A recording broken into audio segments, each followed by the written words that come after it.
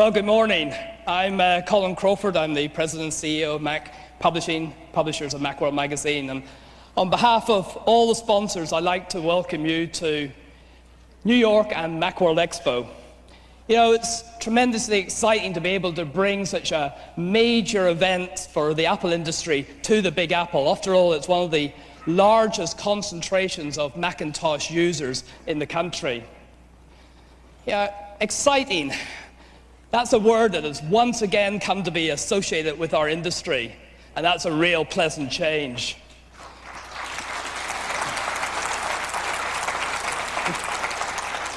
You know, a year ago, friends and colleagues would be commiserating with me for having the misfortune of working in the Apple industry. Now 12 months later, they accost me, demanding details of Apple's cool new products and information about the company's future plans. Yeah, even Apple's harshest media critics of the past are now praising the achievements of the last year. I think some of them appear to have had mind-altering experiences. They've emerged as born-again Apple supporters. Even a former CEO of Apple has been praising the recent marketing achievements.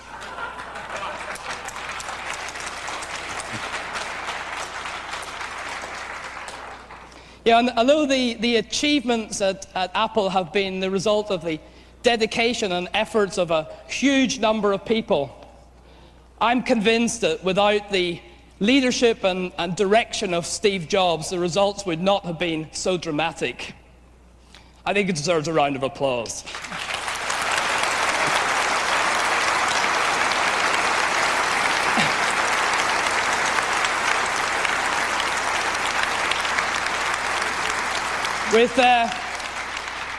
With Pentium smoking performance of the G3 desktops and sleek state-of-the-art PowerBooks, and now the introduction of the head-turning iMac consumer computer for the whole industry, Apple has products for us all.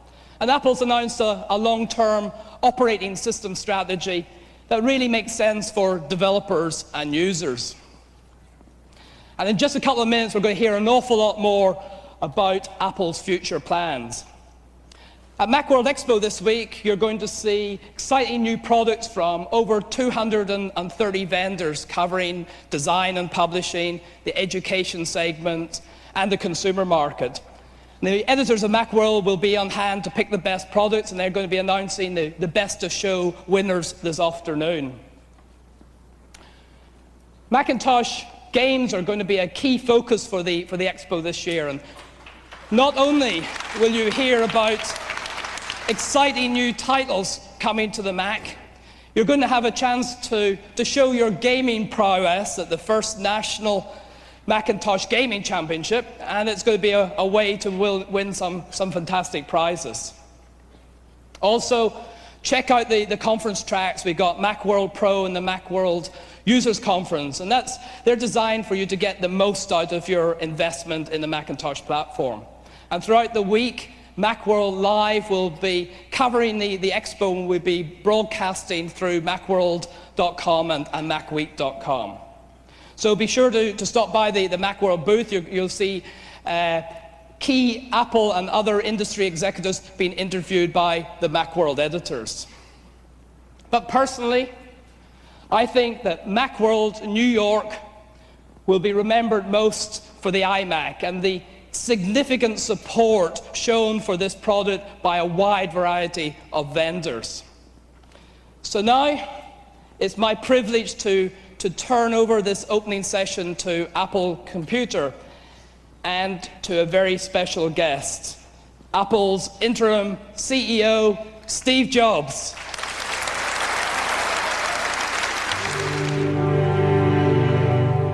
Here's to the crazy ones, the misfits, the rebels, the troublemakers, the round pegs in the square holes, the ones who see things differently. They're not fond of rules, and they have no respect for the status quo. You can quote them, disagree with them, glorify or vilify them. About the only thing you can't do is ignore them. Because they change things. They push the human race forward. And while some may see them as the crazy ones, we see genius. Because the people who are crazy enough to think they can change the world are the ones who do.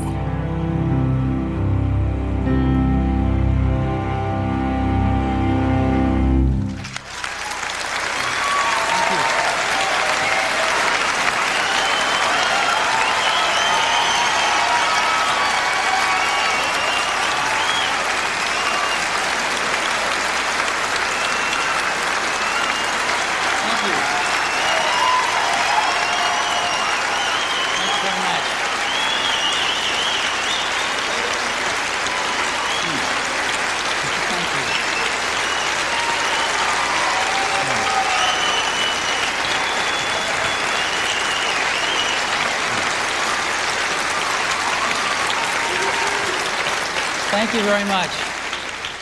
This is good. I just got off a red eye to get here. I didn't think I could be here today, and I managed to make it, so this is good.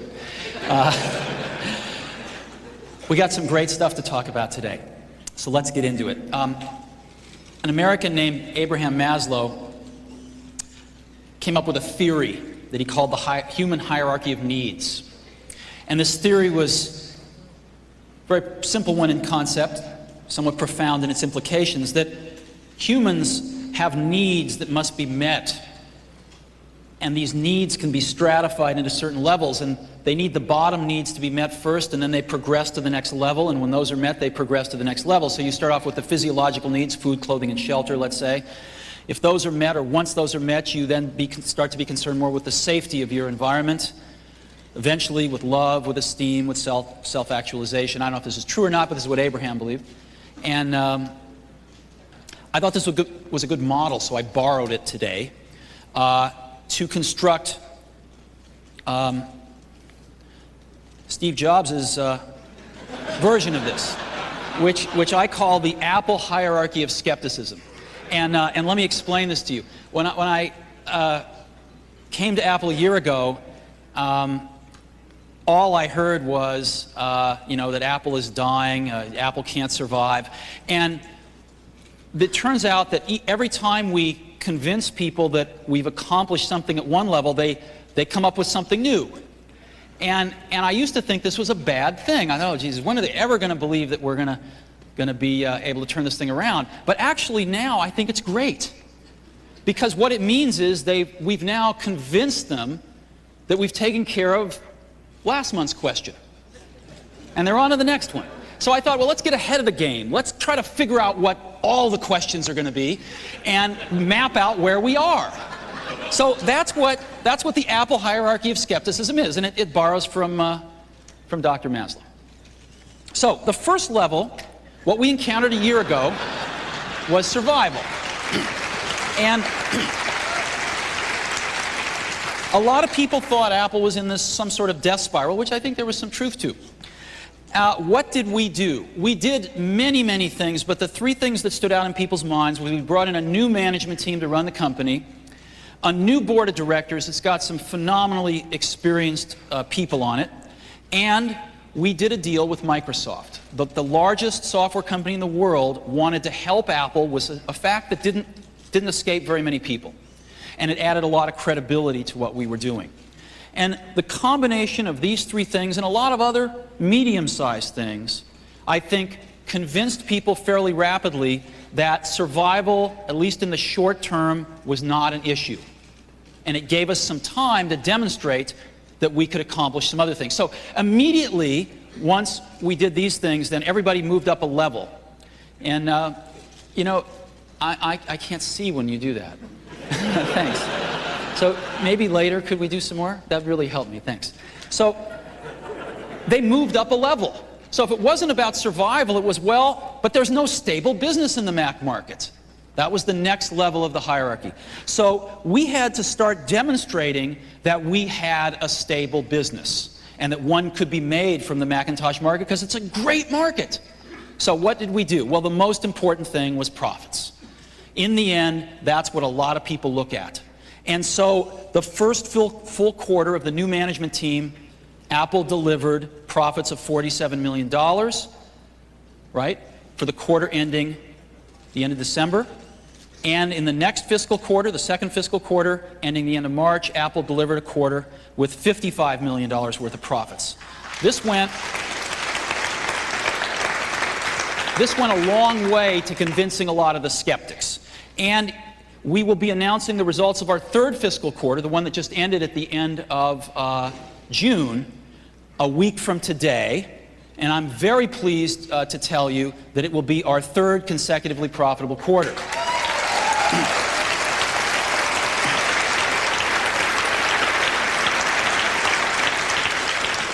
Fred Anderson, our really great CFO, would cut my head off if I told you the results. I'm dying to, but I can't. So I think you'll be pleased.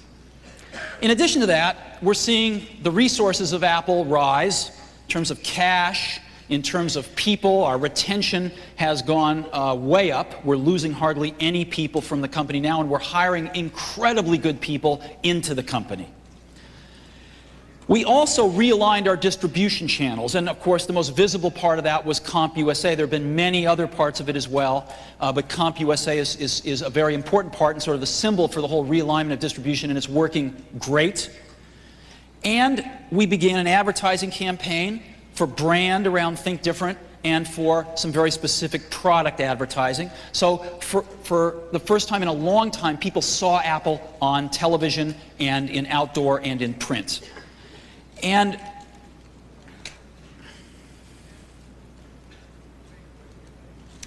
we also invested in an online store. And we went from nothing online to, I think, the gold standard of e-commerce now in terms of ease of use and clarity. And we've won every award in the book. We are one of the largest e-commerce sites now on the internet. And if you take all of Apple's websites together, this is a pretty good indication about the interest level in the company. It went from 1 million hits per day a year ago to 10 million hits per day today. And that's terrific. So the aggregate of all of these things was that the market value of Apple's risen from about $1.8 billion a year ago to about $4 billion yesterday. I don't know what it is today. And what this means is that people are seeing a stable business, which is good, and that a business that is under control, which is also good. So what do then? Well, they don't send us a card or anything. They just go on to the next one. So what's the next one? Well, if you've survived and you've got a stable business, well, what's your product strategy? You know, you're a product-driven company. You better have a doggone good product strategy. And we did not talk about that much for many months. And the reason we didn't talk about it for many months was because we wanted to keep ourselves and the outside world focused on what we were doing at each moment in time, our results, not some vision out in the future.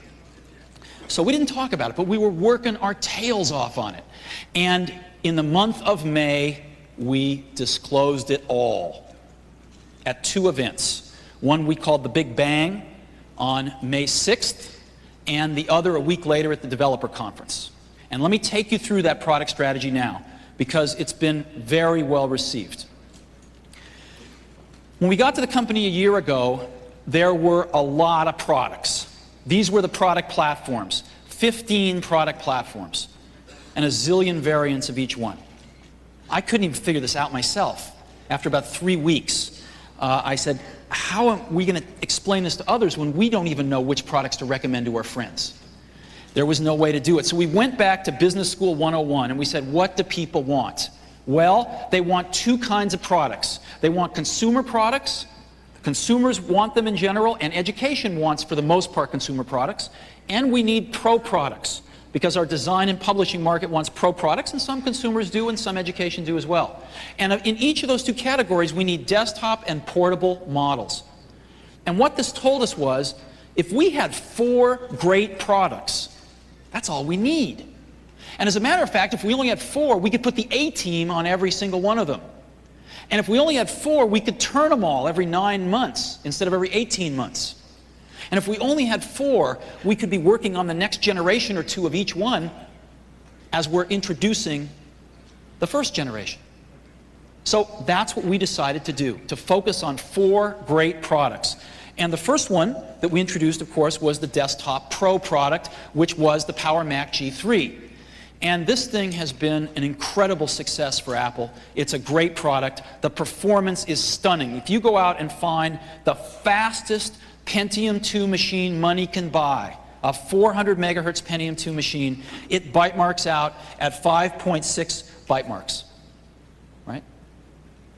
And look at the G3s. The slowest G3 toasts it. Dramatically faster results. And Intel, of course, not believing this, Intel went to Byte Magazine and said, my God, your tests must be wrong. You must have some bits flipped the wrong way. They spent tons of energy, and Byte Magazine, after doing everything with Intel that they could think of, reran the tests, and they were exactly the same, and they published the same results, and they said, we're standing by our results. These are real results. So,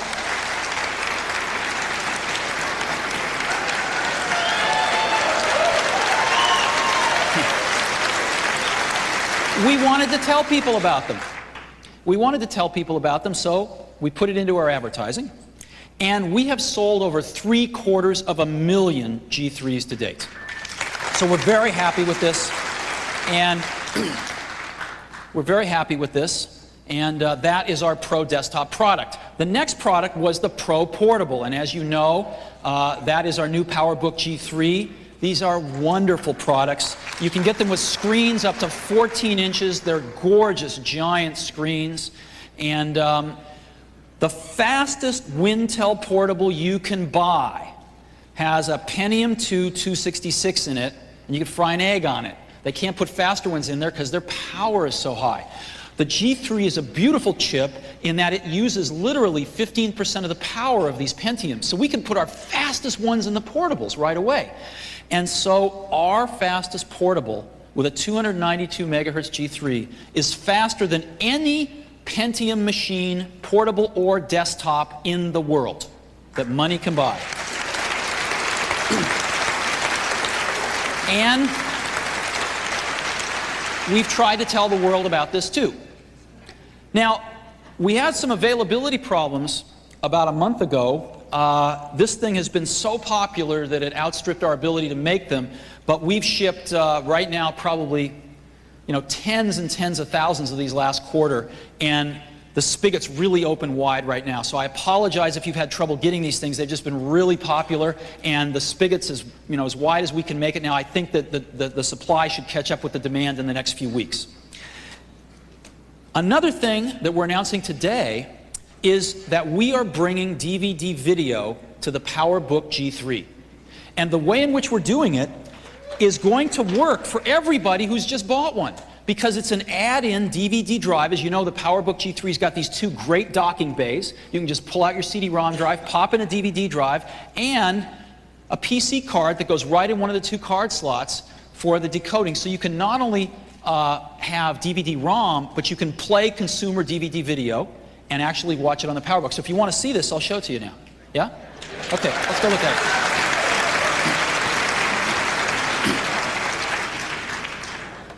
Great. So let me just play a little video for you here. So you can just see, of course you know this video. This is playing right on the PowerBook.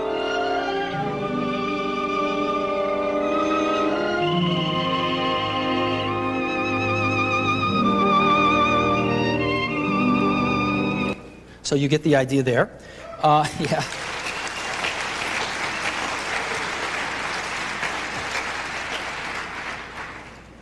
And let's see here. So I've got my menus up here, and I've got, I can go to Preferences as an example. We did all this ourselves. All the hardware, the software, this is all from Apple, not a third-party product. And I can go to, as an example in Preferences, Parental Controls, and I can set parental controls to say, well, I really want to only let my kids watch, up to PG-13, and I can set a password on this thing. So this is really great. And the other thing that's kind of cool is we got this really cool controller here. And it controls all the playing, as you see. And I can, I can go forward on this thing if I want to. Actually, it's this one here. Go forward at a fast rate, and all these other nice things. I've got a little, okay, thank you.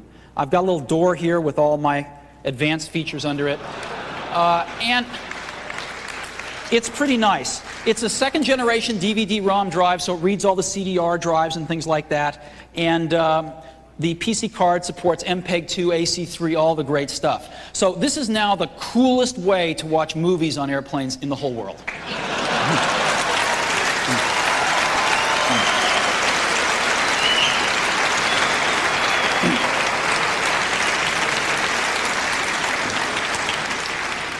So that was our Pro portable product. Now, we also announced on May 6th that we are developing a consumer portable product, and that we will make that available and announce it in the first half of next year. And we're hard at work on that, and I think it's going to be quite nice. Which brings us to our consumer desktop product, and something we're going to spend a fair bit of time on today, which of course is the iMac, which combined the excitement of the internet with the simplicity of a Macintosh. And that was our goal in this product. When we got to Apple a year ago, it was very clear within the first month that Apple was walking away from the consumer market because Apple didn't have a compelling product under $2,000 and had not had one for some time. We immediately began a program to build the most kick-ass consumer product we knew how to do, and that's the iMac. So we're really, really happy with this thing. It's gorgeous. It's going to change the way we believe it's going to change the way computers look and should look. And as you see these things, there's I think between 50 and 100 iMacs here today. It is really, really beautiful. Keyboard, the mouse.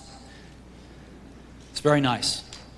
And this is the competition. Right? Now, the first thing to note about the competition is it's not exactly nice looking. But more importantly, the competition is powered by a new type of processor. While the iMac has a G3 in it, and I think that was one of our most important decisions, was let's not wimp out here. Let's put a killer engine in this car, right? And we put a G3 233 in it. The other consumer products have the Celery processor in them, running at 266 megahertz. And let's take a look at this. The Celeron, the Intel Celeron, benchmarks out at 3.2 byte marks. Okay? 3.2. The iMac, 7.9. Okay? It blows them away. But even more impressively, let's add the rest of the Wintel lineup. The fastest Pentium money can buy at 400 megahertz is slower than our consumer product. Key point. So, what's in an iMac? G3 233 processor, half a megabyte backside cache. The thing screams. A gorgeous 15-inch display with 10 by 7. We said, you know, what's the most wonderful display you could ever build into a consumer product? And we built it in. And we designed it all ourselves, and the quality of it is gorgeous. You've got to go see these on the show floor. They're gorgeous, gorgeous displays. A really nice complement of memory. 32 megabytes of RAM, expandable to 128, a 4 gigabyte disk drive, and a 24x speed CD-ROM. And an outstanding complement of communications. We built in 100 megabit per second Ethernet because our education customers want it. Many consumer customers are starting to network in their homes.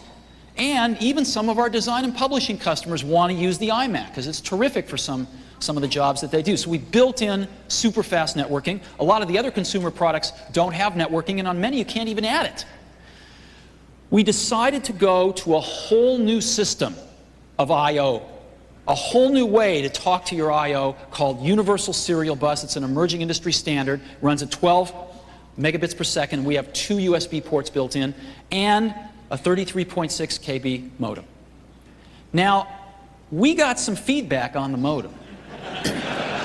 And while we have many faults at Apple, one of them is not listening to our customers. And so it's my pleasure to announce today that we have upgraded the modem, and that starting from iMac #1, they're all shipping with a 56K modem.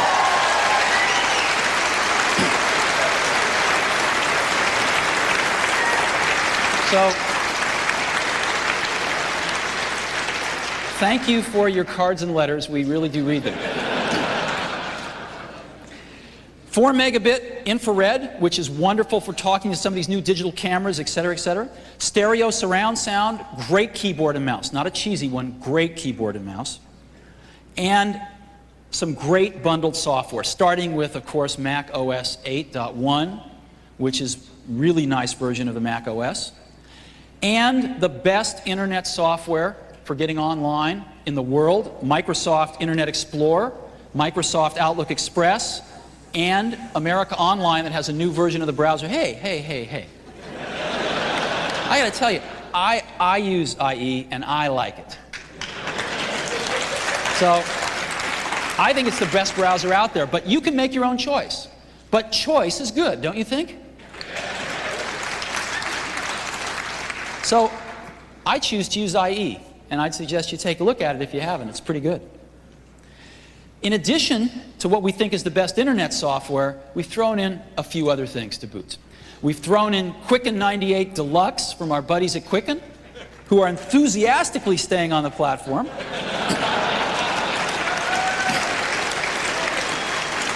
I haven't played with the Williams-Sonoma disc, but I've heard it's great. It's all about cooking, and it teaches you how to cook, which some of us need to know. AppleWorks, whole new release of AppleWorks, which is terrific. Some great fax software. Metacreation Soap, which is wonderful to use with digital cameras. And 2 great games we're going to bundle. Nanosaur, which is wonderful, and MDK. So these are great games. So this is the complement of software we're going to be bundling with every iMac. This is the product.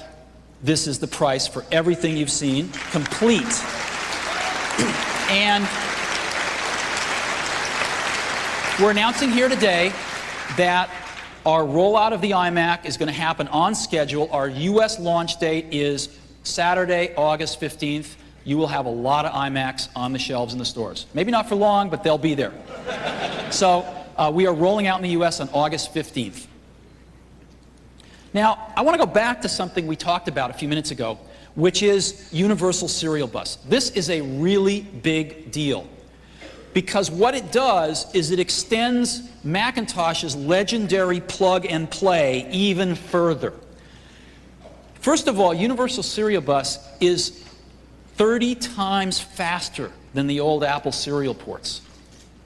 30 times faster. Up to 100 times faster than some of the other older I/O. So it's really fast. You can plug up to 127 devices on Universal Serial Bus. And it's hot pluggable. What does that mean? It means you can plug things in and out with the power on without having to restart the computer, without having to turn it off, and all of the drivers load dynamically. So you plug a USB device in, and if the driver's not loaded, the operating system goes to the hard disk and tries to load it. If not, it asks you for the driver, and down the road we'll even be going to websites to download it automatically, and fully dynamically links it in without having to do anything, without having to restart the computer, without having to know anything about it. And USB is an emerging industry standard, which means that all of the peripheral vendors making peripherals for any computer can have that same peripheral work on the Mac with no hardware changes. They have to just write a Mac driver. So you're going to see a lot of peripherals now available for the Mac that were not in the past, and we're very excited about this. And we believe that Apple has jumped into the lead on USB. The USB that's shipping on iMac and in Allegro, our software release coming out this fall, we believe is better than any other USB software in the world. So let's talk about some of the devices that are going to support it. First of all, our keyboard and mouse are all USB. You have two USB devices on the iMac. One of them goes to the keyboard, and the keyboard is a USB hub. So it actually has two ports on it itself. You plug in the mouse on the right or the left, depending on whether you're right or left-handed. You have one left. So you have one on the unit itself and one on the keyboard and mouse to plug in two additional USB devices. So what are some of those? iMation, a few weeks ago, announced that they are going to have their super drive available on USB for the iMac. You can see that they're trying to incorporate some of the iMac's industrial design and colors in their design. And this product reads and writes the 120 megabyte floppies, as well as being fully backward compatible with all floppy disks. And here's one right here. You can see one of these at the show, and they're really nice. Second, this is something that's super popular with our customers, the zip drives, 100 megabytes. iOmega has taken their great product. They're shooting it in some colors that resemble the iMac. Here's one right here. You can see it at the show. Great product, going to be available this fall for the iMac on USB. And third, SiQuest. SiQuest is bringing their 1 gigabyte Spark drive to the iMac. Unlike the photo I have in black, the thing is in translucent red, and it's really cool. And you can see one of these today, too. They're very, very nice, all three of them. Then we've got some printers. Hewlett-Packard has introduced USB printers for the iMac and other Macintoshes that support USB. Epson has introduced, I believe, 2 printers for the iMac. Canon has introduced a set of printers that will be sold in Japan for the iMac. So we're doing really well on the printer side. Kodak just introduced a series of digital cameras that support USB and the iMac. Microsoft is going to be introducing their joystick and some game controller stuff that supports the iMac. Connectix has a camera that supports live video over USB for the iMac. Palm is announcing today that they are going to be creating a cradle for USB to support the iMac for their Palm 3. And if you want to hook in all of these devices at once, you can take your 2 available USB ports in the iMac and take one of them and plug them into a hub. And Entrega is announcing a hub device, so you can get up to 127 ports with a few of these hubs and plug in as many devices as you can possibly afford. So we think USB is going to be a big deal for the Mac market in general, and all of our products are going to support USB in the future, with the iMac leading the way. And we are really, really excited about all these partners jumping in and supporting the iMac with USB peripherals this fall. So that is the iMac. And I have a video. I have a video that we made for the launch on May 6th. If you want to see it, it's a few minutes. You want to see it? Yeah? Let's run it, see if you like it. All of the images you are about to see on the large screen will be generated by what's in that bag. Hello, I am Macintosh. It sure is great to get out of that bag.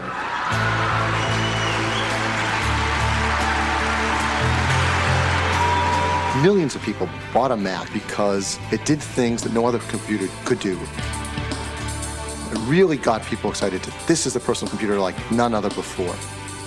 And for many years, Apple got away from that. It forgot how to be different. The original Mac is an impossible act to follow. But I think what we can do is one, benefit from the philosophy that was really the foundation for the original Macintosh. This product came to be because the exec staff said, stop. Let's focus on one thing, making the best personal computer, a computer that Macintosh customers will truly love. Well, what computer would the Jetsons have had? That's the perfect way of capturing the problem, which was, it was like the future yesterday. It defined simplicity, elegance, incredible ease of use, tremendous performance, and great value. This particular machine really delivers on that promise. It makes you feel a lot like you felt when you first sat down to use your Macintosh. When we have this wealth of creativity that cross our campuses, that cross our schools in K through 12, what we want to do is to unleash that capability. The team was a hand-picked team from around the world. It's a remarkable place to be as a designer. There's one company where this group could exist, and that's unquestionably Apple. That's what gets me really jazzed and gets me up in the morning is coming in every day and knowing, I'm working with a world-class team to build the best products in the world.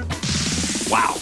That's some look, that's some box. My first reaction was, my gosh, what is that? People have to use their hands to describe it. They struggle to find words to describe it. It's the first time we've seen something in our industry that wasn't a beige box. Just imagine what's going to happen the first time somebody gets one of these home. I'm going to pull this thing out, I'm going to pick it up, and it's this gorgeous new shape. The surface as well is totally seductive. I mean, it's a lovely thing to touch and to hold. This cool keyboard with translucent keycaps. The connectors are translucent. I'm going to pull out this exciting new mouse. It looks like no other mouse you've ever seen before. You turn it on and it comes alive. It's always changing. It's always moving. And before you know it, in the first 5 minutes of opening the box, you're already in love with this thing. I'd like to play with one. I want to see one. I want to see what it'll do. I want to put it through its paces. But then you look a little farther and you say, holy smokes, look at the capabilities of this machine. Because inside is the heart of the lion. I mean, this thing screams. This is not last year's product rehashed. This is next year's product delivered today. A lot of power, a lot of features. It's attractive, it's exciting, and it's well priced. That's what customers are looking for. We're going to sell tons of them, and I think this is the first product that will make PC buyers switch to Mac. You see shock and recognition that, my God, Apple wasn't sitting back in this affordable consumer space. They truly have a great idea here. The fact that the Apple name is now once again going to stand for every man, everybody, mass market, I think is terrific news for all of us. We talk internally, will we have enough product to take care of the demand? I'd like the first one off the production line. I will stand there at the end of the production line when the first one comes off. Mac consumers have been loyal, they've been patient, they've been frustrated, they've been zealots, okay? Well, it's going to show it paid off waiting.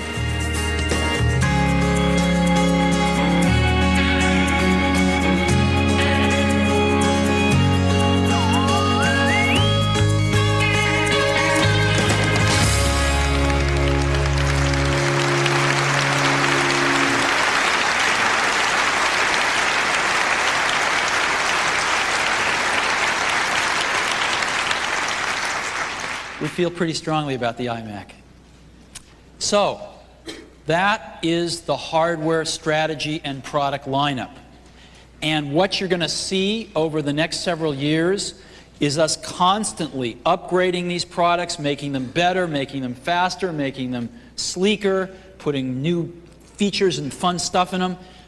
And we're just going to be doing that constantly with these products because unless we learn something new, these are the 4 products that all of you are telling us you want, and you want them all to be great. So we're going to do our best to deliver 4 great products at every moment in time in this matrix. So, the next thing that we disclosed a week later at the developer conference was our software strategy. And I want to just review that very briefly with you. It's got 2 parts to it.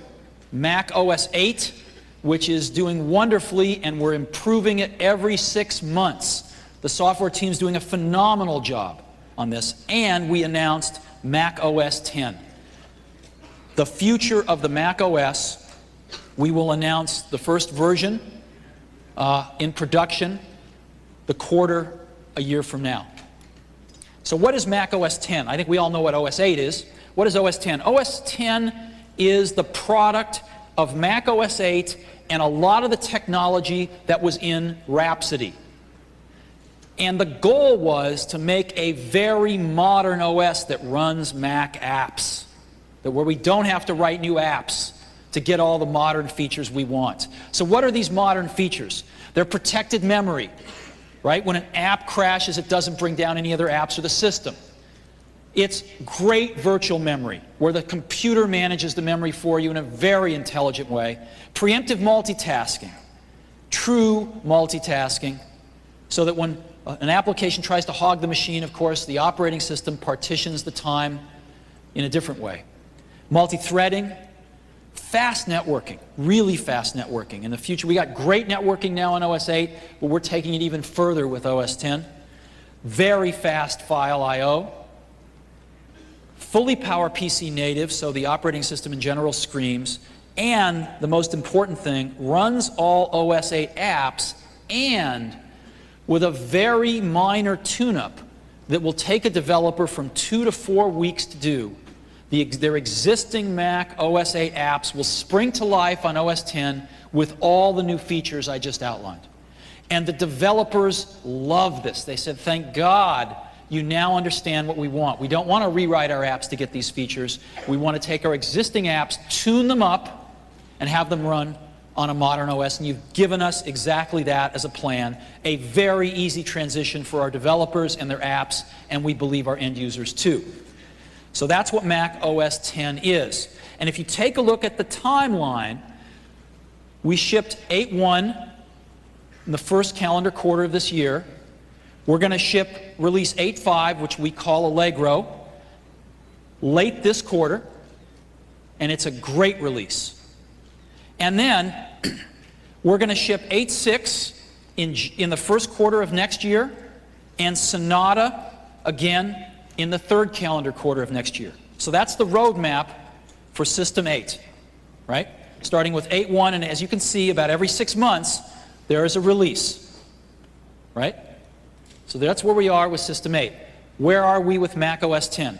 Well, we put out the draft spec of Mac OS X at the developer conference. We've been getting tremendous amounts of feedback, thousands of apps. We put out some tools to allow the developers to run on their existing apps, to tell them roughly how much work it was going to be to tune up their apps.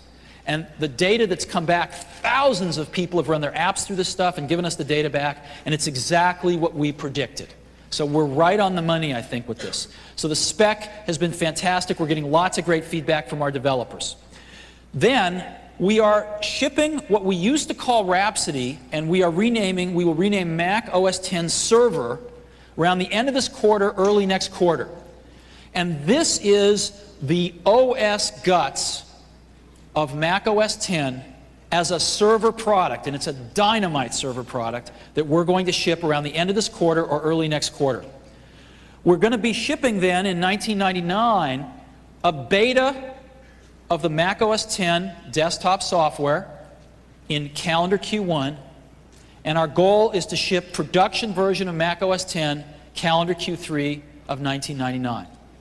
So this stuff is not 2 or 3 or 4 years out. This stuff is all happening a year from now.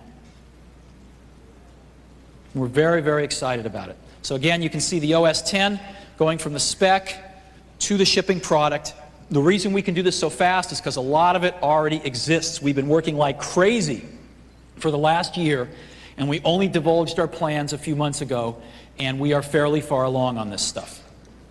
So, which brings us to Allegro.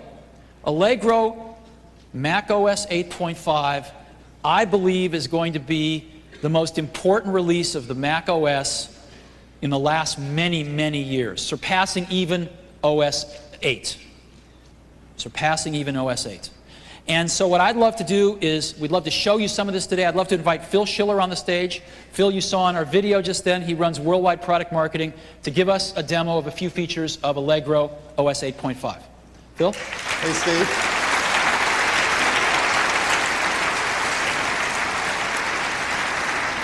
Thanks a lot. I'm actually incredibly excited to be able to do the first public demonstration of just a couple of the features that are inside this great new release that we call Allegro, lovingly call Allegro. And what I'd like to do is actually bring up an Allegro machine running a early beta of Allegro and focus on two key features, that we think will be of extreme importance to all of our customers. One feature will be a new search engine, a search engine so powerful that we're going to give it a name. We're actually going to call the search engine Sherlock, because it's like having your own private detective inside your computer, helping you to find all the information you need anywhere in the world. And then the second demonstration I'd like to take you through is of network copy performance. Anyone on a network who works with large files, which is most all of our professional customers, live and die by fast networking performance. We have a lot of great surprises there in Allegro. So to begin with, here we are in Allegro, up on the screen now in front of you. And as you know, in Mac OS 8, we delivered some new finding features. As I pulled down the Find Control panel, you'll see I have the ability in Mac OS 8 to search files on my disk. So for example, if I type in the name or the words USB and hit return, it's now finding across my large hard drive all of the documents that have USB in the title. And there they are, and I can scroll through some of them, and there are things like USB connector documents and USB specifications and USB drivers. And that's a very powerful way to find file attributes. But now with Allegro, we can go much, much farther. With Allegro's new search engine, Sherlock, we can actually find content inside all of your documents. So here I've brought up the next control panel, and let me type in a find. And it can be a very natural English statement. Like, let's look for cool USB products.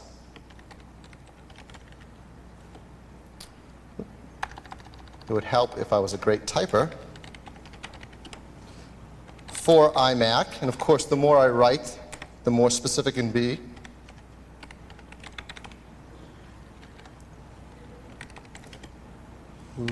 Let's look for printers and floppies.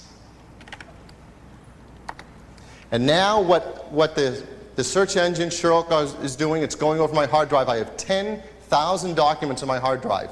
10,000 documents. It's searched them, it's looked for that content, and it's ranked it by relevance. See this new column that's highlighted? Relevance. It actually looks inside the documents at the text and ranks them by the relevancy of the statement I've written.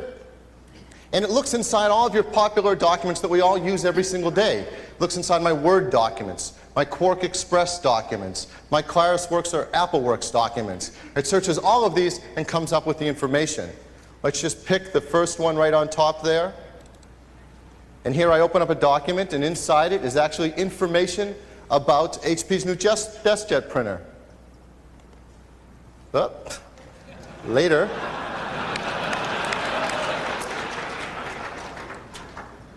And there's the information presented to me.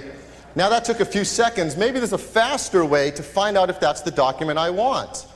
I can actually simply click on a document, pull down a control panel, and say, summarize this document.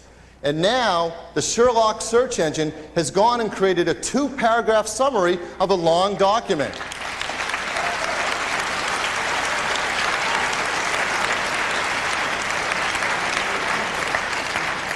Pretty nice. Now you see why we gave it a name. Well, with Sherlock, we can search all of these 10,000s and more documents on all your drives and across your network. But what if Sherlock could reach out on the internet, the entire World Wide Web, and find whatever content you like to find? So here we click on the third panel, Search the Internet. And now I can type in a statement, and Sherlock will look out across the whole World Wide Web. And we've worked with a number of the world's best search engines to work on getting all the access to the content on the web. So here's Alta Vista, our own tech info library you can search, an encyclopedia on the web, Excite, Hotbot, Lycos, and others, all accessible to you here. And it can dynamically update itself to find latest search engines that we've added. And you can choose which search engine you'd like to go out and find information on. So let me type in yet another search here, because on the web you can get the latest information. So let's look for pricing and availability of the iMation SuperDisk for iMac. Kind of thing we'd all like to look for. And now when I hit return, it is actually talking with all these search engines and getting back very quickly information from these search engines about the documents they all know about on the web. And I can scroll through, and again, they've been ranked by relevance. And I can look at these documents, and I can click on any one of them, and I'll get a summary right there in the summary panel from that search engine. They're actually feeding me back their summary of that document. And better yet, I can simply double-click on that document, and Microsoft Internet Explorer, my browser of choice, opens up and goes right to that document. I didn't have to go to another site into the search engine and click again. I actually jumped right to the document out there on the World Wide Web. It just never has been any faster to get the information.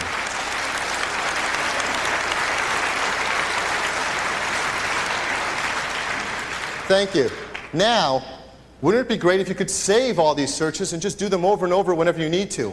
And with Sherlock you can. You can save your search criteria right as files on your desktop to run them whenever you need to. And more importantly, these documents, these URLs, these live web documents can now be treated like any other document on my system. I can grab a document, one of my favorites, an Apple website that talks about iMac, and simply drag it to my desktop, and there it is. It's now a new live internet document that works like all of my local documents. I can save them, I can copy them, I can email them, and when I open them up again, just by double-clicking, I go instantly to that web page. So live documents work just like the regular documents you're used to on your hard drive. Now I can save this document. I can put it into a pop-up folder with all my favorite web documents.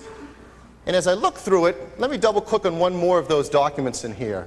Here's a ZDNet document about MacWorld, but we're actually going, this is live, across the web to Japan. And here's something that you haven't seen before. I'm on an English language Macintosh, and the document's in Japanese. It's actually opened up a Japanese web page and rendered the fonts properly. So Allegro is the most universal of operating systems, the ability to actually work with and render documents in other languages, even on your local language system. And we worked with Microsoft to make sure this works beautifully.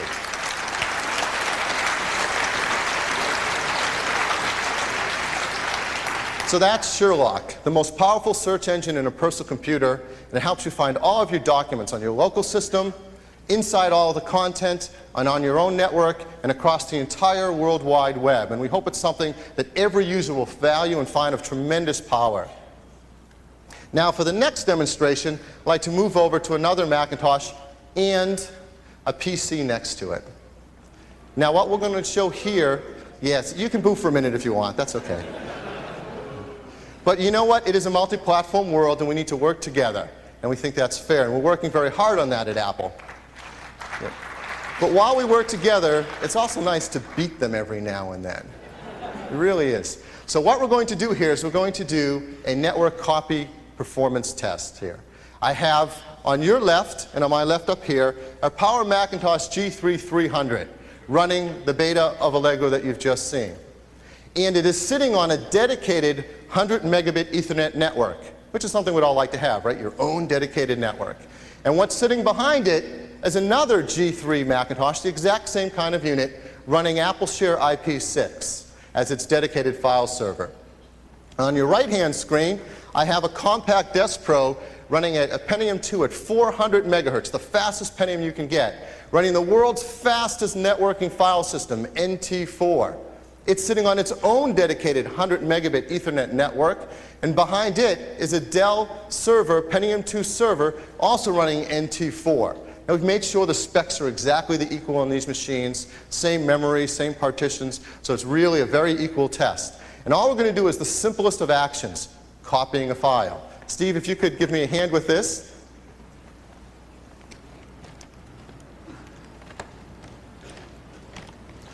I'm going to bring up two folders, one from the client and one from the server on each of the machines. We have the exact same file, a 150 megabyte image file, the kind of things all of our customers use in Photoshop. And all we're going to do is drag it from the client to the server, see who's faster. I can help you with that. Okay. If you'd like to do the count. 2, 1, go. So we started the file copy. You see the Mac on the left, the Windows machine on the right. Previously, this is something that was not the best feature of Mac OS. We would not exactly win. Well, something has happened. Let's try that again.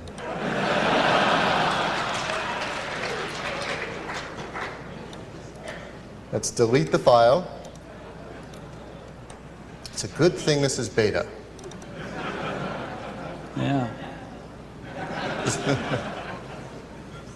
I think, okay, we're fine here. I have no idea what's going on. Let's try it again. Try it one more time. 3, 2, 1, go. There we go. I promise when we ship it will be this fast. And you'll only have to do it once. And you'll only have to do it once. There we go.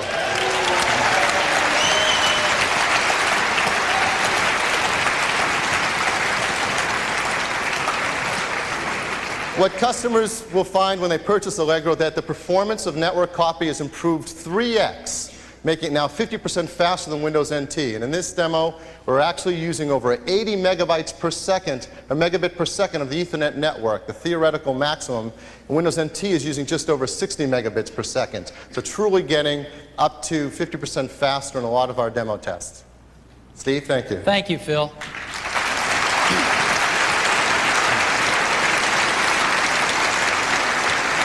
So, we're convinced that Allegro is going to be an incredibly hot release of Mac OS 8, and we're working very hard so that the quarter beginning about a year from now, we're going to be delivering Mac OS 10, which we think is going to be the most significant enhancement to the Mac OS since it was introduced in 1984.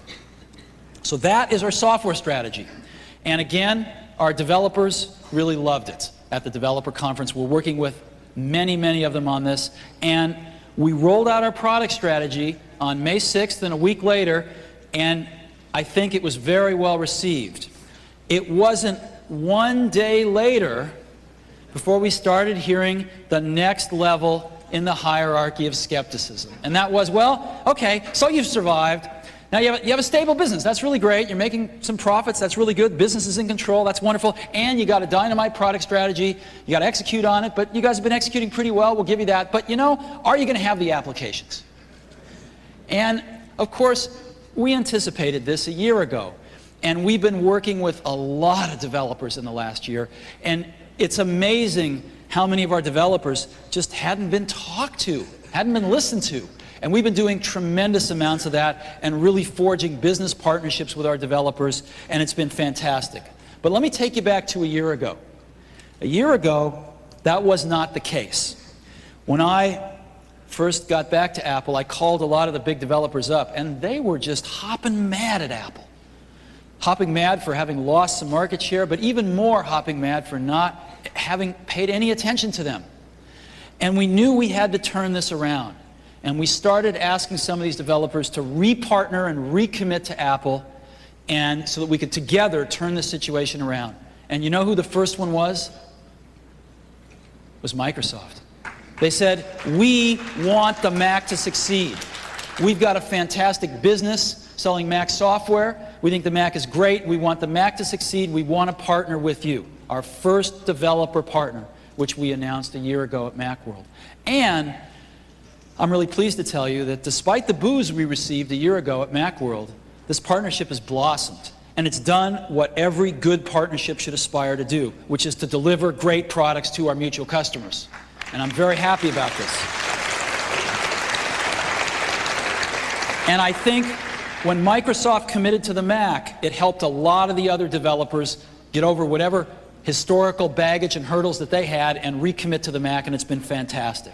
And so, in talking about applications, I want to kick this off for a few minutes by introducing Ben Waldman, who's the general manager of the Macintosh business unit at Microsoft. This is the second largest Mac developer outside of Apple. Ben?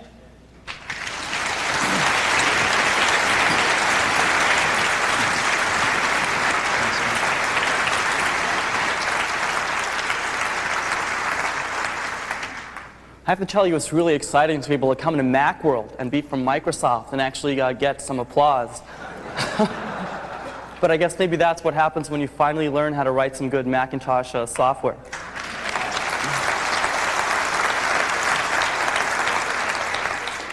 It was about a year ago at MacWorld in Boston where Steve Jobs first announced a new partnership between Apple and Microsoft. And people were stunned. Actually, more than that, a lot of people booed. And to tell you the truth, I think if I'd been using Word 6 as long as some of those people, I would have booed too. But the thing is, we really meant it. And so for the past year, Apple and Microsoft have been working very closely together to bring out products like Microsoft Office 98 and Microsoft Internet Explorer 4.0, products that are not ports of Windows applications, but products built for the Macintosh from the ground up, based on feedback from our Macintosh customers, and this is my favorite part, products which have many innovations available first on the Macintosh and only in the Macintosh versions of our software.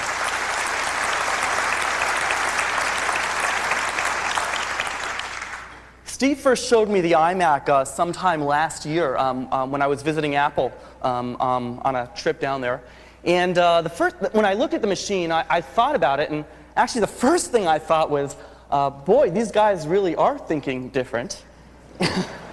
And actually, seriously, I looked at the machine and I thought, what a great consumer platform. What a great machine for any user in the home or in education.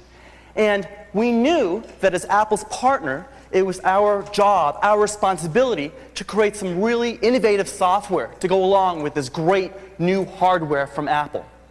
And so with Office 98, we made sure not to create some high-end product with some obscure features that only a small percentage of our users, would ever use.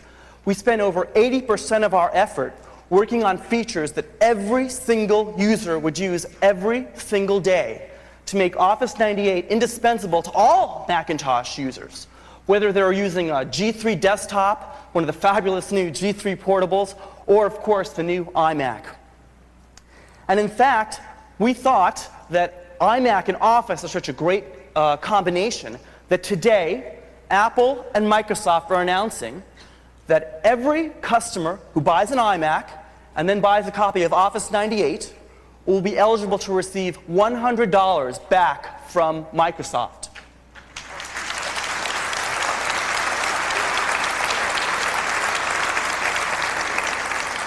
Or for our education customers, actually, a free copy of Microsoft Encarta or Microsoft Bookshelf.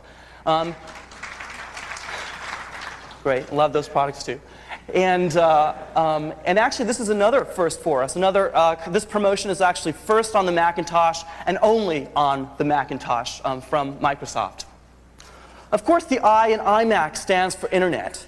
So Apple and Microsoft are also very happy to announce today that the iMac will be the first Macintosh to ship with a brand new Internet Explorer 4.01, a product which is actually 30% faster than the last version of Internet Explorer, and also a product full of features available first and available only in the Macintosh version of Internet Explorer.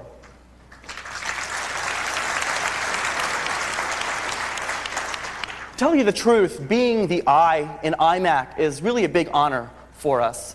But more than that, it's also a big responsibility. And it's one that we take very, very seriously. When we look at what's been going on with browsers in the past few years, we've seen so many people talk about this technology or that technology. Does the browser support this acronym or that acronym? And one thing we never really heard much about was users, was about customers. And at Microsoft, we think that with Internet Explorer, the most important thing we can do is understand what sort of tasks people are trying to accomplish on the Internet, and what sort of problems they have accomplishing those tasks, and to create products which help the users solve their real problems, more than just have some technology bullet points on some list. And that's exactly what our design goals have been with Internet Explorer 4.0. And I thought I'd want to show you some of those features today. We found that a lot of people spend a lot of time just typing in URLs in the browser, spending time typing things on the keyboard. And we thought, these Macintoshes have a great PowerPC processor in them. They have a G3 processor in them, and maybe we could do a little bit better. So if we go in the browser and we start typing a URL, if we type www.a, we're automatically going to guess that you want to go to Apple's website because that's the website that you visited most recently that starts with www.a. We thought maybe we could guess and save you some typing time. Sometimes we'll guess wrong. We make mistakes at Microsoft, yeah. And so when we do that, you can actually click on the pop-up menu to the left of the address bar, and we'll actually show you all the websites that you visited which start with www.a. And that's a feature available first and available only in the Macintosh version of Internet Explorer, that pop-up menu.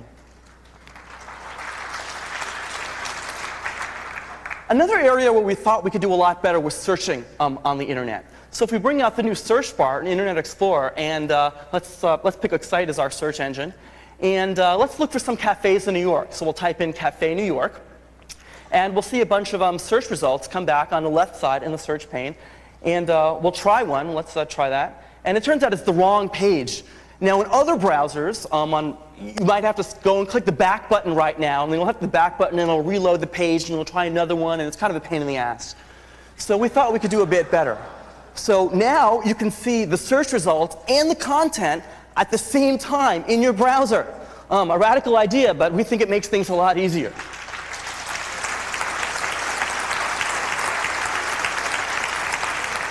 And I'll tell you, the day that this feature appeared in the beta of Internet Explorer, I threw out everything else on my machine and haven't used another product since. So let's try looking at another link. And you'll notice that as I hover the mouse over some of the other links, you'll see that it'll actually give me a summary of what's on the page to give me another hint of what I might want to click on. So let's click on this other link, and I see some cyber cafes, and I'll go to alt.coffee. I live in Seattle, so I'm supposed to make coffee jokes, they told me. And again, this is the page where I wanted to go and visit. Another place I could go, of course, would be New York Sidewalk, one of Microsoft's city guides, where we can show you restaurants, events, and places that you can go in a bunch of different cities, Microsoft's New York Sidewalk. I said that we did a bunch of research with our Macintosh customers, and about a year ago we went to the San Francisco airport for a day, and we tracked down every PowerBook user in the airport, and we asked them, what do you wish that you could do with your PowerBook while you're on the plane? And people said to us, well, I really wish I could browse the web. But like I'm ever going to be able to do that. Well, you can. Because in Microsoft Internet Explorer, you go to the File menu, and you pick Save, just like you'd expect in a Macintosh application. And you can save an entire website to your hard disk in just one file, what we call a web archive file. And you can save sounds or images or links, however deep you want to do that. And it actually takes a while, so we're going to cancel that right now. And I actually did this before we started the demo, before we started the show this morning. So let's go and pull the network cable out of the iMac right now to show you that we're not making this up. iMac out. And let's look at New York Sidewalk again, while we're not connected to the internet. So let's look at some restaurants. We can look at some restaurants maybe for Internet Explorer. I think we have some restaurants specially selected for Bastille Day. We can look at events that are going on inside of New York or other places that you can go, all without being connected to the internet, because I just went to the File menu and picked Save. And that's actually available first and available only in the Macintosh version of Internet Explorer.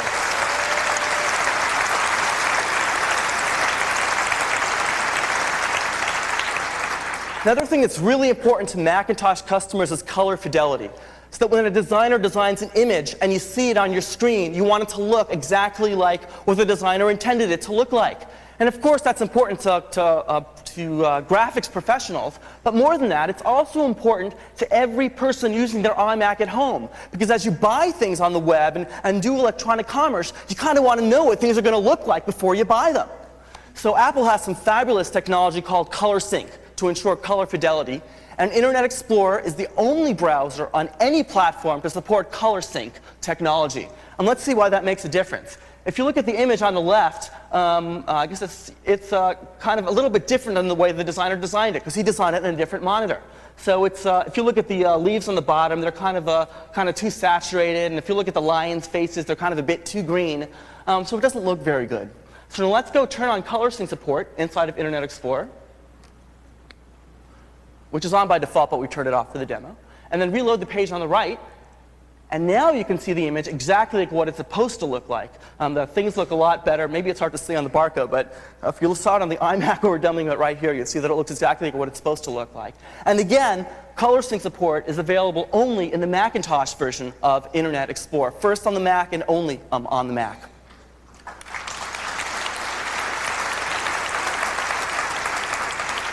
So that's been some of the work that we're doing in Internet Explorer. And I've talked about what we're doing now, and I want to talk a little bit maybe of what's coming up for Microsoft in the future, if you want to hear that. A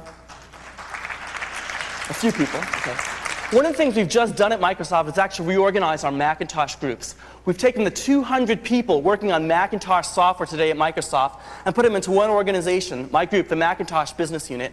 And the reason we did that is because we think if we can get all the Macintosh fanatics at Microsoft, and there are a lot of us together, we can share a lot of great ideas and make sure that the innovations that we come up with are available throughout our Macintosh product line. So if you like Office 98 today, you're really going to like the work that we're going to be doing in Internet Explorer, and vice versa. And another reason that we think that that's really great is that I can now make this promise to you that Microsoft will never again ship ported versions of Macintosh applications.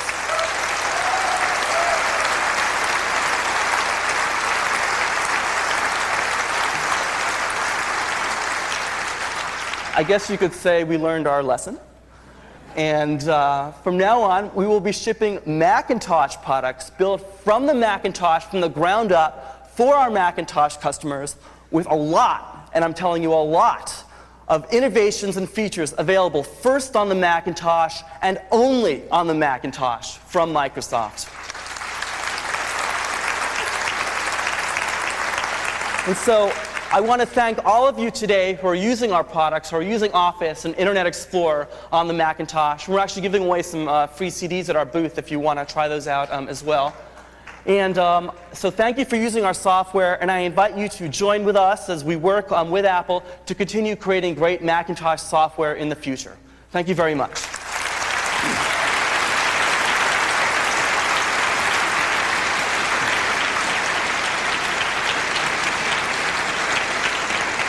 Thank you, Ben.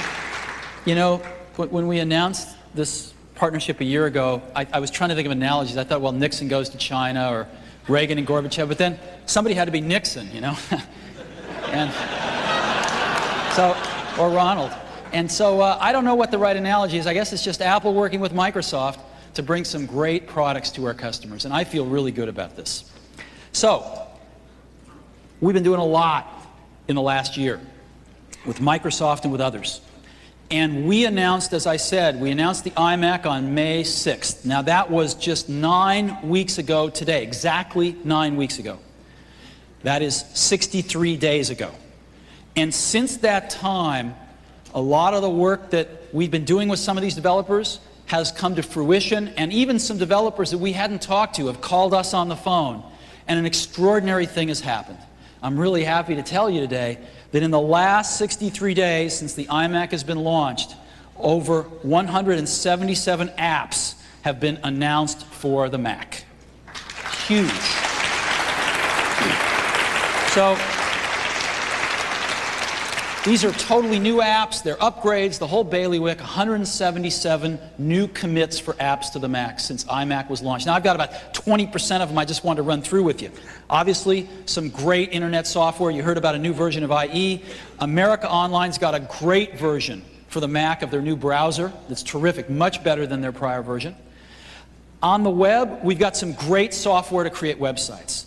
You know, Electrifier, NetObjects Fusion, and Cyber Studio Go Live, and they've got a new consumer edition of this product out, and it's great.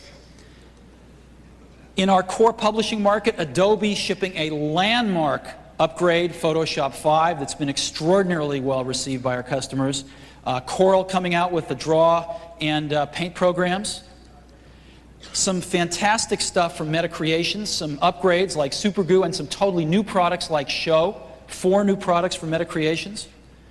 And some products in the audio and video space, and the most important of those is Avid Cinema, but Cubase's product to create audio is also stunning.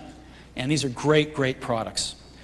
In the productivity space, new version of ClarisWorks renamed AppleWorks, Quicken 98 Deluxe, and Britannica is now on the Mac. Some utilities, we've got Norton Antivirus and Conflict Catcher have been announced. And we've been really working on some games. For some reason, the past senior management teams didn't like games. I don't know why, but we do. And we've been really trying to get some games back on the Mac, and we're doing great on this. First of all, the X-Files game, which is really hot, is coming out on the Mac. 3 of the great fantasy games, Riven, Legacy of Time, and Douglas Adams' Starship Titanic, all coming on the Mac, or are on the Mac today, with new versions. Star Wars, right? LucasArts coming back on the Mac, as well as 2 great Star Trek titles from Macsoft. Civilization, great shoot-'em-up titles. And these are 2 incredible ones, actually. Real Pool is an incredibly cool 3D pool game. Now, Deer Hunter I haven't played. I'm a vegetarian. But I'm told I'm told that this is incredibly popular, probably in the Midwest, with the guys. But if you have a rifle in your truck, you ought to check this out. Okay, Tomb Raider, super hot game. Lara Croft coming to a Mac near you, and we are extremely excited. The whole Tomb Raider series is coming over, and we're extremely excited about this. And that's a lead-in to basically your teenage boy games. And we've got a lot of them, you know, a lot of them. And so we hope we can keep our teenage boys in our market very, very happy with these games. We think they're going to be very cool. But we also have some girls in our audience. And Mattel has announced that they're bringing their 3 most popular Barbie titles over. And when your daughters are done with them, they can get a cosmopolitan virtual makeover. Also coming to a Mac near you. Some fantastic young learning software. Sesame Street, coming back to the Mac. Some fantastic stuff. Dr. Seuss Rugrats, incredibly popular and good software. Kid Pix, again, incredibly popular software, coming back to the Mac. Some fantastic reading software, the Reader Rabbit series, as well as some other reading software that's terrific. And some math and some history software. Again, edutainment and educational, coming back to the Mac. Also some terrific games. So I think we've got a tremendous complement of stuff from some tremendous developers coming back in these areas. And again, this is like 20% of what's been announced in the last 63 days. But in addition to software delivered on CD-ROMs, there's also been a lot of online software that has been introduced. And we want to highlight one today that we're super excited about, a company that I've had a long partnership through my association with Pixar, which is the Walt Disney Company. And Disney's doing some fantastic stuff, and one of the coolest things they're doing is Blast Online. And it is my pleasure right now to introduce Richard Wolpert, the president of Disney Online, to announce what they're planning on doing with us on the iMac. Richard? Thank you. How you guys doing? I always feel like a little bit of a rock star. I want to say, good morning, New York! Steve talks about people coming back to the Mac, and for me, this is an exciting day for a couple reasons. And one of them is I actually started my career at Apple in 1985, and I was going through one of my old boxes of stuff over the weekend. You guys aren't going to be able to see it, but I actually found, I don't know if it's legal that I kept this, Steve, but I found my employee badge from 1985, and here it is. And I realized 2 things when I looked at this. One was Apple really has been a part of my life. I'll talk a little bit more about that in a second. And the other is I've aged a lot in 14 years. So 2 people that I know looked at this morning and said, is that you?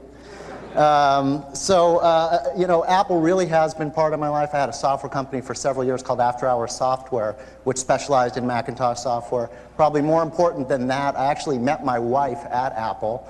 She was an employee at Apple as well. We've been married for 6 years, and she's due with my second daughter in about 2 weeks. So I'd like to give my wife a hand for letting me come to this show.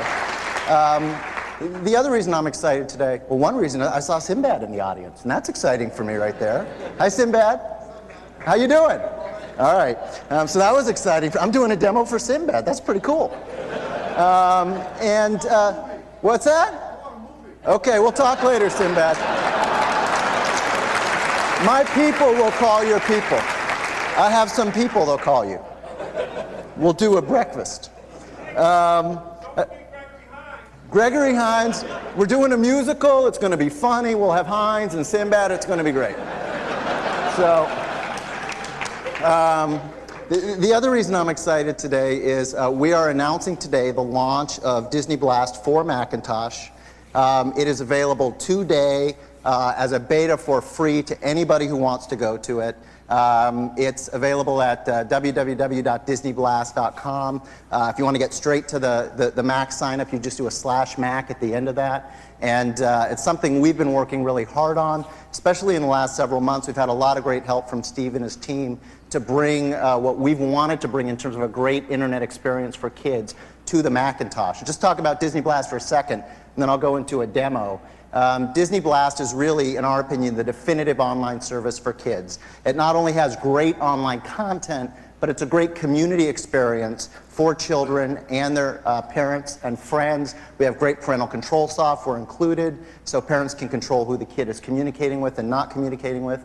And probably most importantly, we feel like we're really taking advantage of the internet by having kids participate not just in looking at the content, but creating the content and being involved in directing the content. So with that, I'm going to turn around and do the demo myself. It's a union thing. I'm not allowed to have any help. And I was going to start my demo with a big file copy, but I'm going to skip that part. So hopefully I look good from the backside. I haven't been working out quite as much as I used to, but so this is Disney Blast, and one of the nice things about Disney Blast is it changes literally every day. We have different live events with characters and chats with kids every single day, and Disney, as I'm sure you all know, has a big focus right now on Mulan. So there's a lot of Mulan content on the site right now. We have another movie coming out, the Bugs Life movie. In a few months there'll be a lot of that content on. And Blast itself, and I think we're missing sound. So if somebody, there we go. Blast itself is broken into a variety of different areas. We have comics, games, Scoop, which is actually made up of a lot of kid reporters who contribute.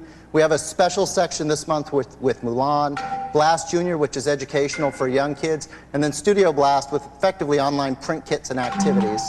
And I want you guys to keep in mind as I go into some of this content, this is using IE, and I think this is where I'm supposed to say, IE is my browser of choice. Did I do that right? Was that good? All right. And this is all in the browser. So what you're about to see is a lot of really rich multimedia content that we spend a lot of time creating that's in the browser using the standard types of plugins that you're familiar with. We use Flash and Shockwave Director a lot. We use some Java. And this is an example of a Mulan comic that Blast Junior, the Disney Blast product overall, is meant for 3 to 12-year-olds, which is really the core Disney audience. And there's some sound instructions on this one. So this one is effectively like that game, if you guys remember from a long time ago, Simon, where there's a pattern that you have to recognize. So you click play. Follow Goofy, he'll show you the way.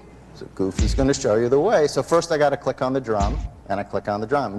Goofy gives me the big, all right, you got it. And then he's got the drum and the cymbals, and if I mess it up and get the tuba, no, and they'll repeat the instructions.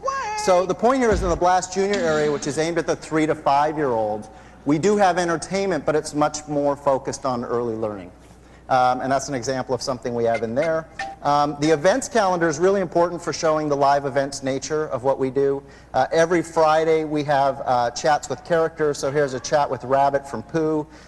Yesterday we had Nintendo chat, chat with your D-Pals, which are your friends. We have a multiplayer game starting this week where you can go and play trivia against lots of different people.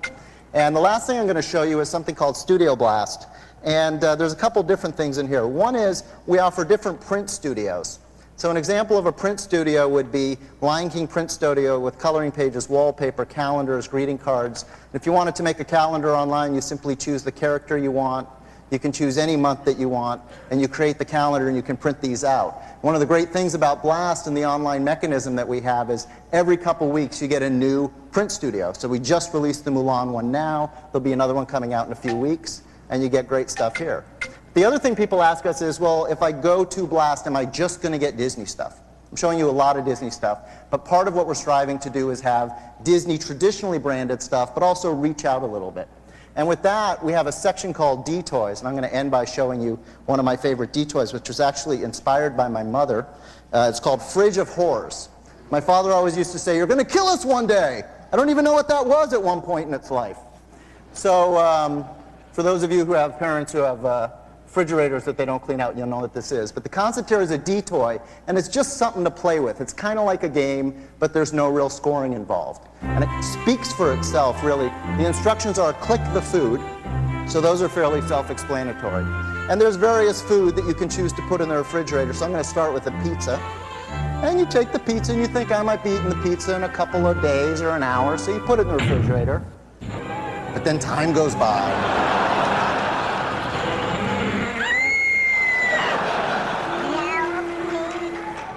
So, and the little pepperoni does that thing from The Fly, that help me, so you guys missed that. And somebody made me promise to show the milk, so I'll show the milk as well. And there's a new D-toy every couple weeks as well.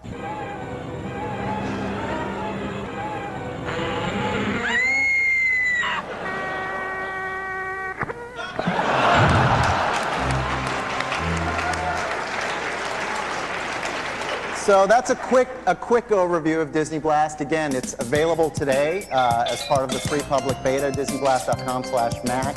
I would personally like to thank Steve and the people at Apple. They've been tremendously helpful for us and to us in the last 6 months in some of the technical things that we needed to do to make this happen. And thanks for the opportunity to be here today.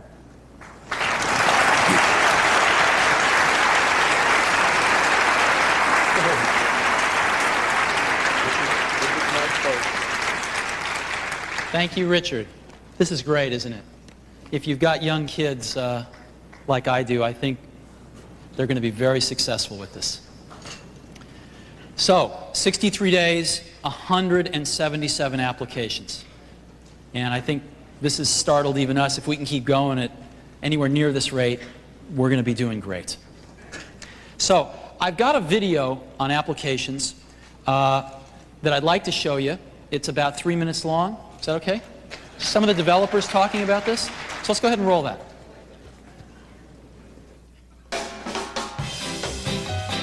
Apple hasn't pursued the consumer market effectively in at least 2 years. Now they are. A whole new constituency is coming into the market, and it's crucial that Apple have an offering for that new market because it's the fastest growing segment. And it's the home really where the installed base is growing so fast as computer penetration goes up in the United States and across the world. The consumer market is critically important to Disney, where Disney focuses on the family and children market. And creativity is the fastest consumer software category in the market today. And that's why we feel so excited about our relationship with Apple, because Mattel really cares about creativity, and it's a great partnership.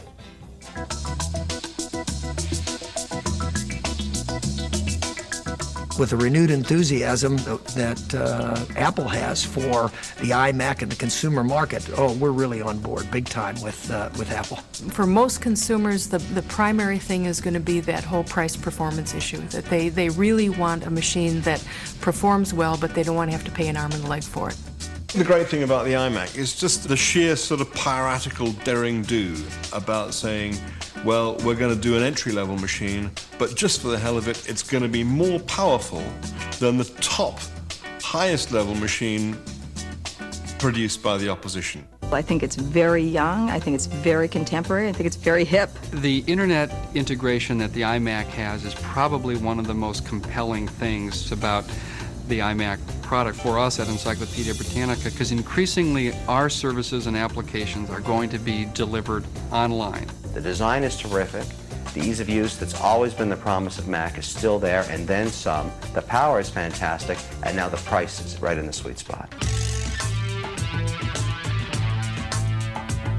It's games that drive technology, because that's the area where people want the next gizmo, want it to be a bit more powerful, want faster ray tracing, want all these different things. We've chosen to make a major commitment to the Macintosh by bringing our top product, Tomb Raider, over to the Mac for the first time. Apple is enabling technology for our software, and I think that it's time that the IDOS games and other games come back to the Apple platform.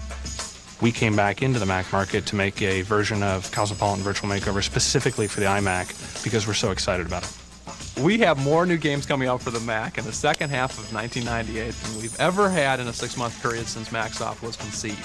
We brought our Cyber Studio and a personal edition to give a full-powered version for the iMac, what I think the best consumer computer today. You can just imagine what that means for every consumer running the full-color, very fast, real-time technologies that MetaCreations creates. If we're going to do anything with learning in it, we have to be on the Macintosh. There's so much tradition there, particularly among educators. The past year at Microsoft has been the best year for our Macintosh business in years.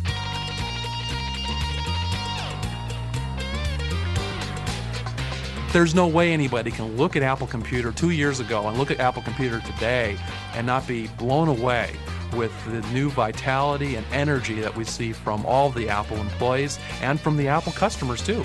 This is not religion, this is business. I was here for the first Macintosh, and I can't believe that we're recreating it again. If Apple sells more computers to the consumer market, we're going to sell more games. It's that simple.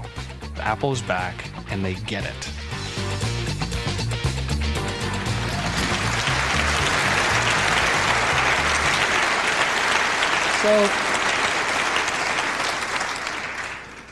So we've survived.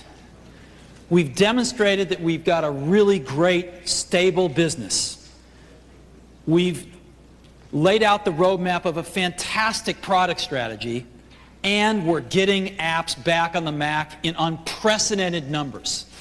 So what more could you ask for? Well, there's always something, right? The last one is growth. Well, if all this stuff's so good, show me some growth. How are you going to grow, right? And again, when I hear these things, I think it's great. Because what it means is we're building the foundation of the layers below, and people are looking at the next layer, right? And so growth has now come up, and that's great. And I think it'll come up even more as we tell the application story and people understand that apps are coming back to the Mac. Okay, what's the next thing to be skeptical about? Growth. So what are we going to do about growth? A year ago, when the new management team got to Apple, we looked at the marketplace and we said, although Apple's market share has declined, it's still extraordinarily strong in the design and publishing market, where Apple's market share is between 50 and 90, depending on what segment you look at, and in the education market, where Apple owns over half of the installed base and about 35% of the new selling units, bigger than anybody else.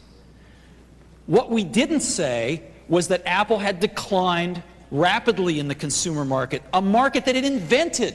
Apple invented the market for selling computers to consumers. And yet it had failed to come out with compelling products at consumer price points for several years. So even though we didn't talk about it, we began a program to get back into the consumer market with a vengeance. And this is where we see a tremendous amount of growth for ourselves. We are doing extremely well in the design and publishing market and starting to do much better in the education market. But adding the consumer market to that will make both of those even stronger. And we're going to do it with the iMac. We think we've got some incredibly unique assets to go make this happen beyond just the products themselves. So what are some of those? I'd like to cover 4 today. The first one is the brand. In a world that is completely overloaded with information, where people are overwhelmed with information coming at them every day, brands become even more important. People don't have the time to choose everything in their lives, and brands help them make those choices. And there is no brand in the computer industry that is as remotely as strong as Apple's. Apple's brand around the world is right up there with Disney and Sony and Nike in terms of recognition and in terms of consumer loyalty. Now, it's also worth pointing out that the other 3 brands on this slide have all had serious problems. Look at Disney when Michael Eisner got there. Look at Nike and Sony over the last half a dozen years. But when these companies have straightened out their problems, their brands have come back stronger than ever. Brands take decades to build, and we think we have one of the best in the world. We are also investing. We are also investing heavily in our brand. And when we started our Think Different campaign, we said, Apple has to tell people who we are and what we stand for. And we thought a lot about how to do that. And the best way that we could think of was to say who our heroes are. You can learn a lot about somebody by asking them who their heroes are, can't you? And so we've said, these are our heroes, and we've put them out there, trying to tell people who we are, what we stand for, what our values are, alongside some slightly more aggressive product advertising. The second unique asset we have is our installed base. Apple is very fortunate to have an installed base of somewhere between 22 and 25 million customers, and I've used the low end of that range. 22 million customers here on this chart. 10 million of them are in the consumer market. There are 10 million Macs in homes. We do a lot of research on this, and our research shows that these people have been defecting at less than 10% a year to the opposition, as Douglas Adams was saying. Less than 10%. These are very loyal customers. But most of their Macs are 3, 4, 5 years old. They have not been upgrading as they should have and as their counterparts in the Wintel space have been, because Apple has not been offering them great products at those consumer price points. And so we think these 10 million consumers are ripe for a product like an iMac. In addition to that, the 6 million education machines out there, many of them are ripe for upgrading, and the response from the education market to iMac has been off the charts. So 16 million of just our own installed base to go after, not to mention the tens of millions of Wintel customers and the millions of customers each year entering the market that do not own a computer at all. The third unique asset we have is what we call design or fashion. We believe that as the price points come down, as the consumer market blossoms, design and fashion become even more important. Let me give you an example. This is the most popular watch in the world. And it's popular not because it tells time better than any other watch. It's popular because of its design. I'll give you an interesting statistic. 10 years ago, the average American owned one watch. Because of design entering watches, the watch market, today the average American owns 7 watches. Okay? 7 watches because of design. Because of fashion. Now, when we dream of this, right? And one of the great joys that I found at Apple a year ago was the best industrial design team I've ever seen in my life. Right? The designs for the new PowerBook G3 and the iMac, they're all done inside Apple by some brilliant, brilliant, super hard-working people. And you're going to see a continual stream of very innovative design out of Apple. I think the best in the industry by a mile. And lastly, let us not forget simplicity. We've got the easiest to use, easiest to set up product in the world. The other guys have tried to copy us for 10 years, but it's still not as good. And for once in a long time, we're not standing still anymore. So, how do we measure simplicity? I've got my final video to show you, and it's wonderful. It's a simplicity shootout, and I'd like to run it now. The iMac's superior performance is easy to benchmark, but its real power lies in its simplicity. How do you measure simplicity? Meet Adam Taggart, age 26. He will be assembling a Hewlett-Packard Pavilion 8250. Meet 7-year-old Johan Thomas. He'll be setting up an iMac. Johan will be assisted by Brody, a border collie. Let's start the clock and see how long it takes to get from out of the box onto the internet. Adam's Hewlett-Packard 8250 is based on the Intel Celeron 266 MHz processor and boasts lots of features. It's a good computer. For a Wintel PC, it comes in 2 big boxes. Johan's iMac comes in just 1 box, but that doesn't mean he's working with less computer. The PowerPC G3 processor that powers every iMac makes it twice as fast as Adam's PC.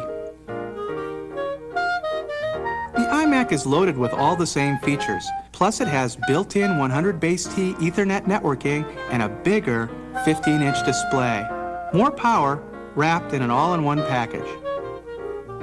Adam was off to a good start, but he's falling behind. He has lots of components to unpack and hook up. He needs help. Let's speed him up to make it fair. The iMac's all-in-one design makes it easy for Johan and Brody. Connect the power, keyboard, mouse, and built-in modem. Adam's getting confused. Putting together a PC takes concentration. He's double checking the directions. At 4 minutes and 40 seconds, Johan powers up the iMac. Time for a break.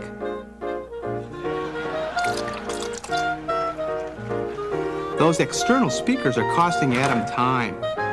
And look at all those cables.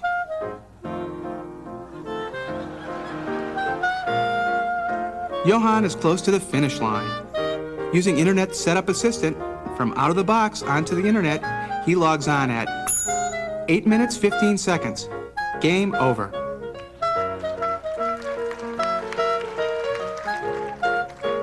At 14 minutes, 51 seconds, Adam finally powers up the pavilion.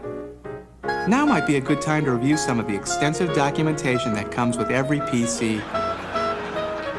With all the time he saved, Johan checks his stock portfolio.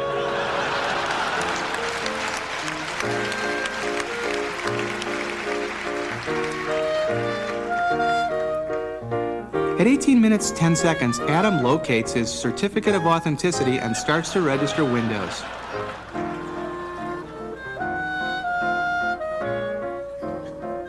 Do we really need to see more? Adam's final time to log on is 27 minutes, 39 seconds. Over 3 times longer than Johan and Brody. Now you're probably thinking, this isn't fair. You're right. Brody helped.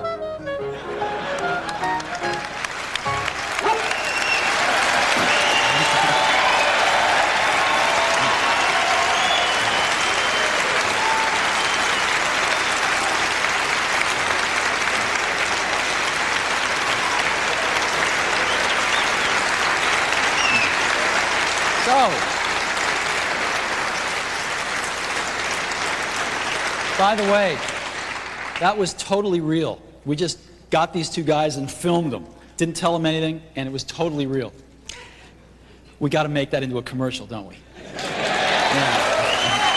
So, these are 4 incredibly powerful, unique, compelling assets. The brand, the installed base, especially in the consumer and education markets, the ability of our design to really take these products into that consumer space of fashion, and the fact that our products are dramatically simpler to set up and use than our competition's. Incredibly important, and we think these things, along with products like the iMac, are going to allow us to grow in the consumer market, and grow in the education market, and grow in the design and publishing market. So, with this product starting off with, we expect to see some growth in the next 6 months at Apple. And we will share that with you as it happens.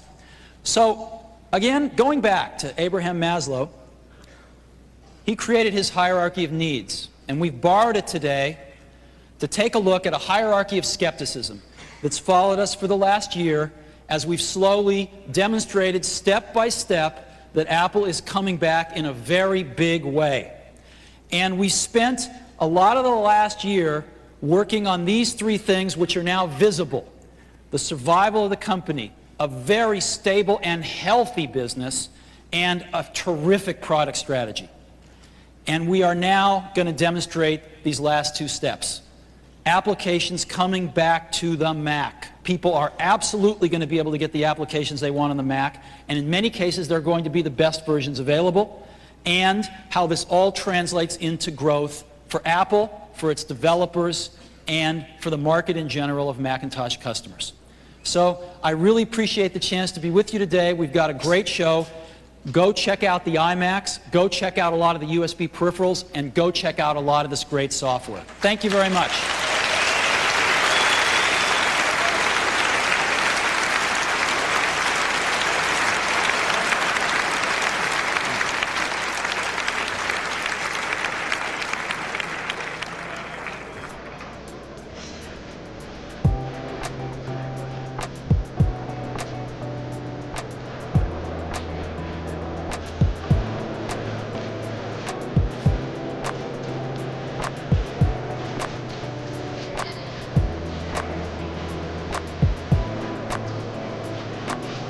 You are sitting very right.